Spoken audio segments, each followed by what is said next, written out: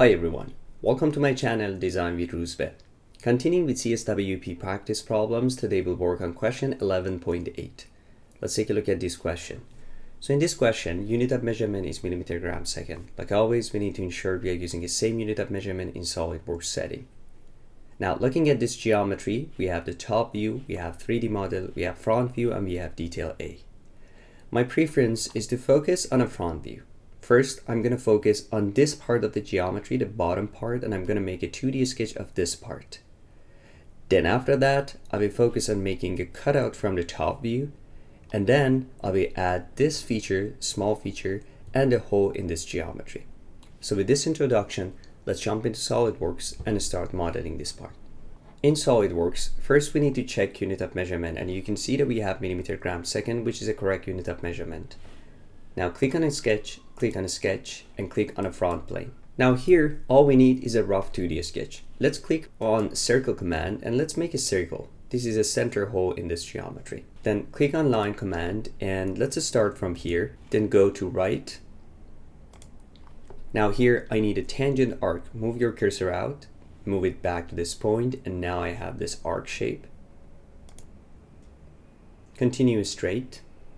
Then again, I need an arc shape, so I change the command to arc, something like this. Then I continue on a tangent line.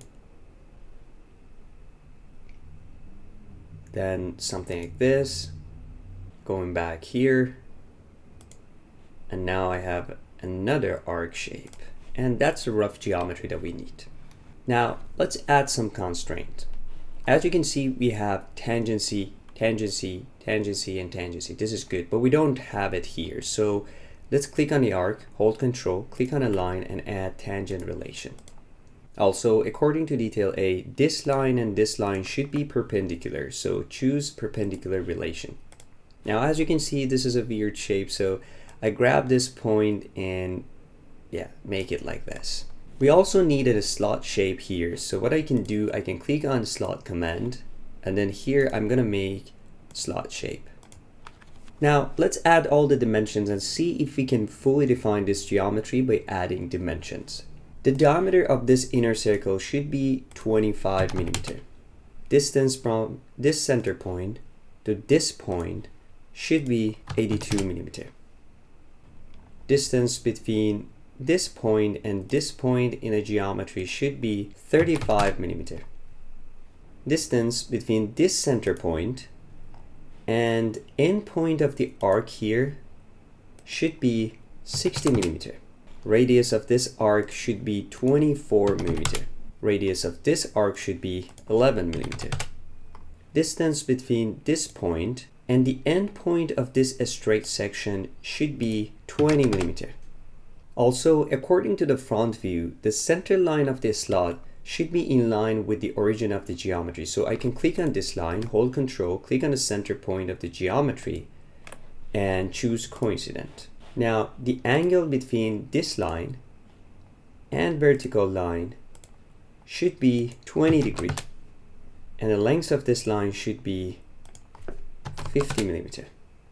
Now, as you can see, we added all dimensions, however, the geometry is not fully defined. One point that we may have missed is related to this arc.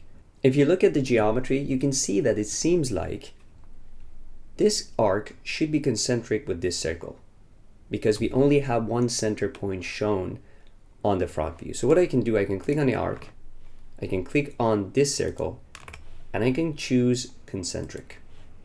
And now you can see the center point of this arc is placed right on the center point of this circle. And as you can see, this part of the geometry is now fully defined. Last dimension that we need to add is length of this line. According to the front view, the length of this line should be 46 millimeters. So let's click on the smart dimension and let's add that dimension. This length should be 46. And now by adding this dimension, you can see that we are getting a fully defined geometry. So now we are ready to use Extrude Boss feature to make the 3D model. Click on Feature, click on Extrude Boss, and then here, because we have a symmetric geometry, I click on the drop-down menu and I'm going to choose Midplane. Now, according to the top view, we need 50 millimeter thickness. So change this thickness to 50 click on OK, and that's it. So that's the base of the geometry. Next step, I'm going to make a cutout inside this geometry. In order to make that cutout, I prefer to make a sketch on a top plane. Click on a sketch, and from the drop down menu choose top plane. Now here I need a symmetric cutout, so let's make a center line here. Let's click on rectangle command and make a rectangle here. Of course, I want this to be symmetric, so I click on this line, center line, bottom line, and I choose symmetric. According to the top view, the width of this cutout should be 30 millimeters, so this should be 30. And for the lengths, we don't need to define it because according to the top view, we need to start cutting from this edge to this part.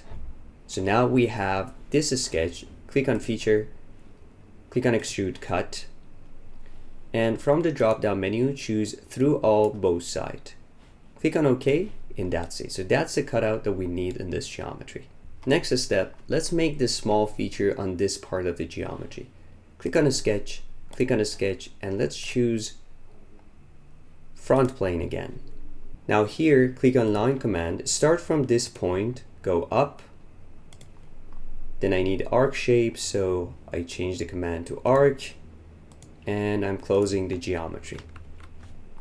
Of course, this line needs to be in line with this edge.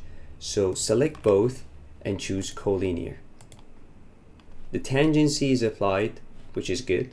The diameter of this top section should be 30 millimeter, which means that the radius should be 15 millimeter. And the height of the geometry, the distance between center point and this edge, should be 28 millimeter.